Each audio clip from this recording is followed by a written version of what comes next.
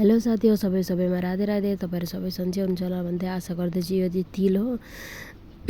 तिल भुटेर चाहिँ मैले देखाइनँ। अब तिल भुटेर राखेको थिएँ। अनि झिँगे माछा पनि भुटेर खोर्सानी सोर्सानी भुत खोर्सानी हालेर राजा मर्चा भन्छ यता हालेर भुटेर सबै त्यो गरेर रेडी पारेर राखेर थिएँ मैले। झिँगे माछाको चटनी बनाउँछु पिसेर। अब पाउडर बनाइदिन्छु यसको चाहिँ। अनि पिसेर यस्तो पाउडर यसरी बनाएँ। अनि त्यसलाई तिल पनि भुटेर आयो। त्यो तिललाई पनि त्यस्तै पाउडर बनाएर अनि यो चाहिँ हस्बेन्डको लागि मैले ठिक्क पारिदिएको।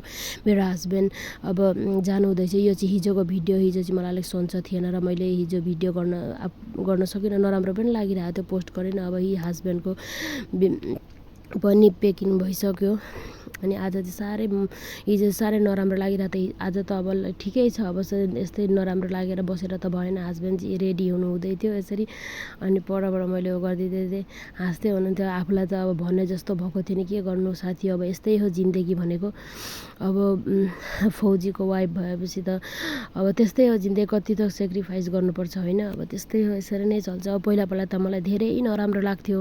धेरै अहिले त नानी बाबुहरू भए, ठुल्ठुला भए, अहिले त आदत भयो। अब यस्तै आउने जाने चलिरहेको छ होइन। सधैँभरि नराम्रो लागेर यसरी बसेर पनि त भएन। अब पहिले फर्स्ट दिन त अब अलिक लाग्छ। त्यहाँबाट त आफू यता काममा घरमा बिजी भएपछि त अब बिर्सिनै पर्यो। के गर्नु, अब आफ्नो हस्बेन्ड भए जस्तो त कहिल्यै पनि हुँदैन साथी। हेर्नु, आफ्नो साथमा आफ्नो हस्बेन्ड भए जस्तो त कहिले हस्बेन्ड हुँदा कति मद्दत कति सरसफाट हुन्छ हामीहरूलाई होइन। भने त कति अब यताउति भयो सबै थोकमा होइन। अब फोनमा त बात गरिराखिन्छ नि, आफूसँग भएको र टाढा भएको त कति अन्तर हुन्छ नि होइन। अनि सन्चो पनि थिएन यसरी। अब दबाई छोरालाई पनि सन्चो थिएन न, छोरालाई पनि दबाई लिएँ, मलाई पनि